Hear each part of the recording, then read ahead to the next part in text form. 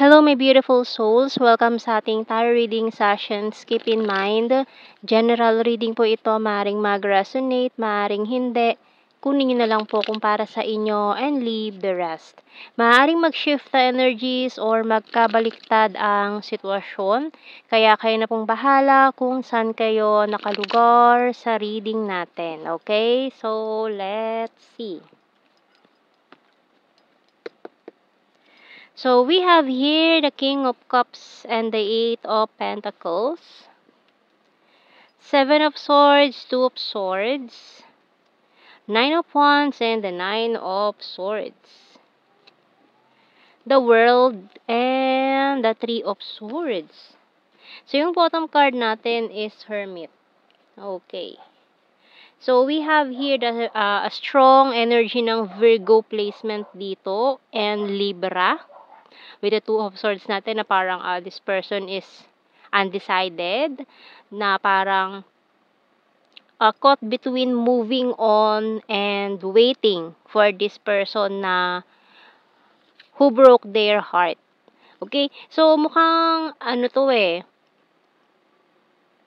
parang ang tagal na rin, pero parang hindi pa rin totally nakaka-move on, nakaka-let go from the past, from this person na talagang totally sobrang minahal. Kaya parang hanggang ngayon hindi pa rin makaget over, hindi makalimutan yung taong yun na parang hinihintay pa rin niya na bumalik yun.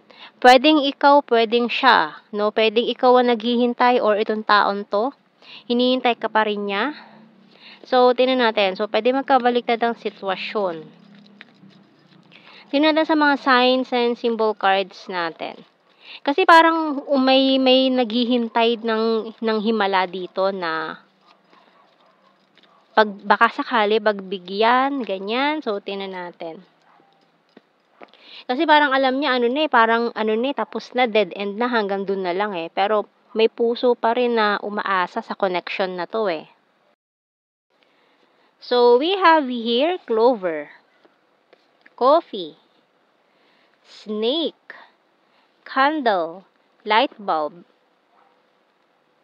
and magnifying glass. Okay. So, yung bottom card is luck.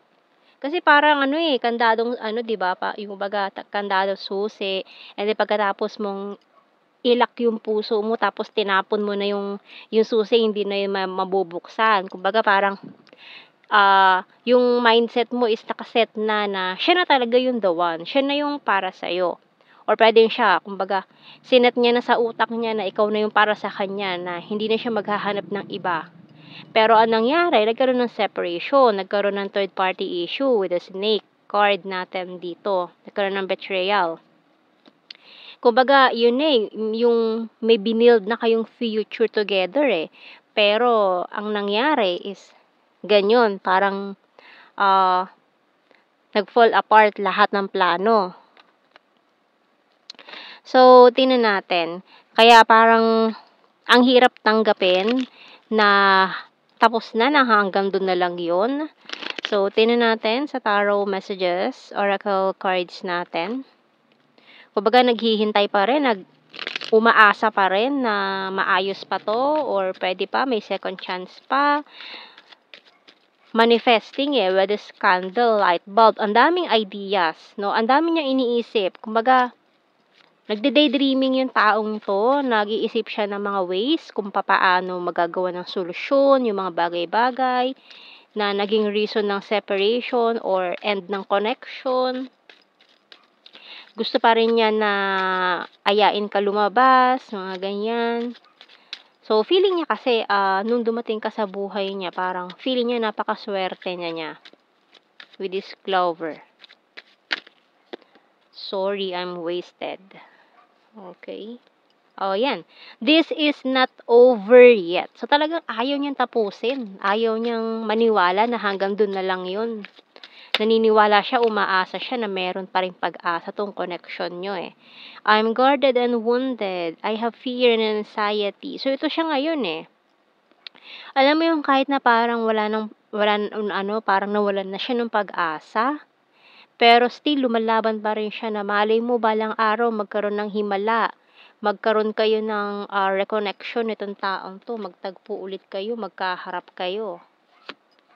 I want to grow old with you. Kasi ikaw talaga yung nakikita niya sa future niya eh, na ikaw yung nakikita niya sa visions niya, sa imagination niya na ikaw yung makakasama niya sa pagtanda. And ito pa, I want to marry you someday. I watch you from afar and you complete me. Kasi ikaw talaga yung kumumpleto sa kanya eh, no? Kaya talagang hindi niya makalimutan yun. Ikaw yung unforgettable person or greatest love, ganyan.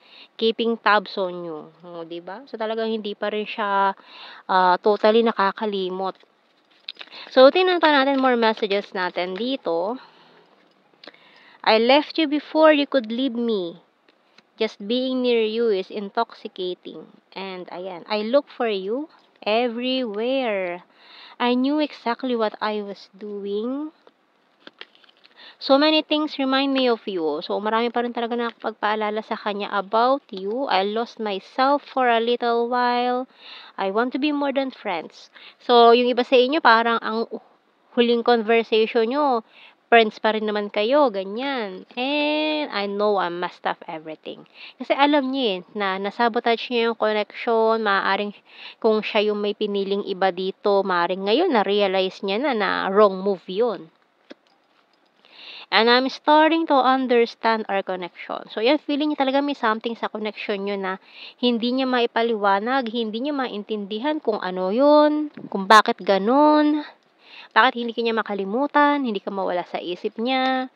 So, tingnan natin anong message ng Archangel natin dito. We have here creative writing by Archangel Gabriel. Make time to write down your thoughts in a journal or pen an article or book. So, yung mga thoughts mo, ideas mo, lagi mo yan isulat sa iyong journal. Kasi minsan, di ba, nakakalimutan natin agad na yun pala ay malaking may tutulong sa iyo in the future, sa mga decision making mo, ayan, sa career mo, ganyan. So, maring yan ay isa sa iyong reminder. Okay, so kuha tayo ng mga initials natin. So, pwedeng initials ng pangalan nyo or anything na pwedeng mabuo connected sa inyo. DN. Letter G and U.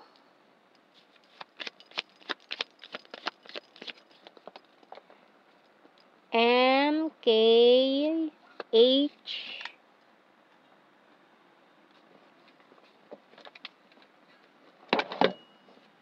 and nahulog ang letter F.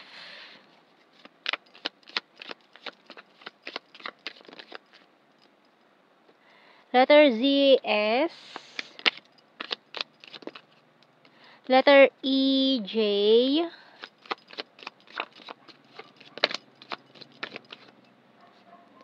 Letter N, O.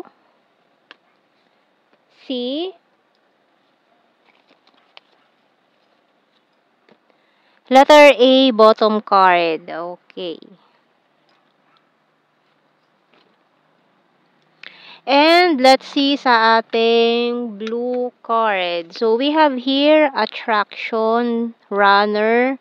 So, mukhang may tumakbo no? Yung tumakbo dyan.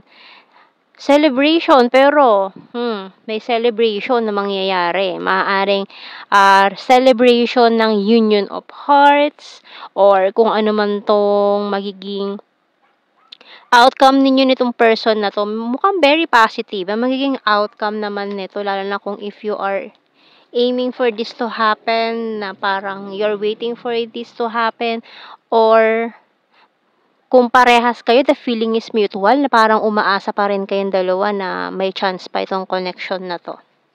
Okay, so tingnan natin kung aayon ba sa inyo yung tadhana ngayon. Parang parehas kayo na naghihintay ng right timing, tamang panahon para sa inyong dalawa nitong person na to. Okay, shy at first. So, maaaring may hindi nag-reach out dahil nahihiya. Ayan, shy at first. Attractive.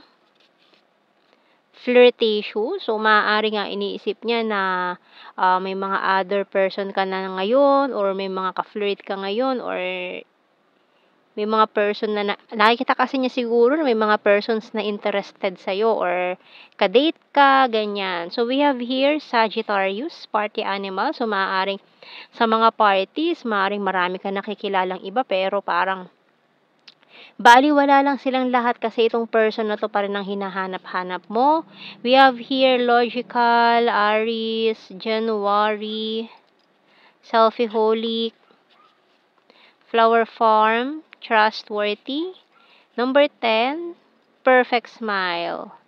Green-minded, good heart. Number 8, air sign, Gemini, Libra, Aquarius. So, crazy for you. So, feeling niya parang ano yun, biglang umano sa ano ko yung I miss you like crazy, ganyan. So, parang yun, lagi niyang kinakanta yun, parang namimiss ka niya, ganyan. Parang hindi niya na maunawaan tong nararamdaman niya ngayon. So, nag-i-stalk din yan sa'yo. Creepy stalker. Has a dirty sense of humor. December, maring December 3. Animal lover. So, siguro, ayan, mahilig kayo sa pets, ganyan. Or meron kayong, kung mag-ex kayo, parang meron pa kayong fur baby, ganyan, di ba? May niregalong aso, pusa, or kung anumang pet, ibon, lovebirds. We have here neighbor, Aquarius, responsible, food lover, and Libra. So, yan ang ating reading, my beautiful souls. Thank you for watching. Take care and God bless. See you in our next reading, guys. Bye-bye.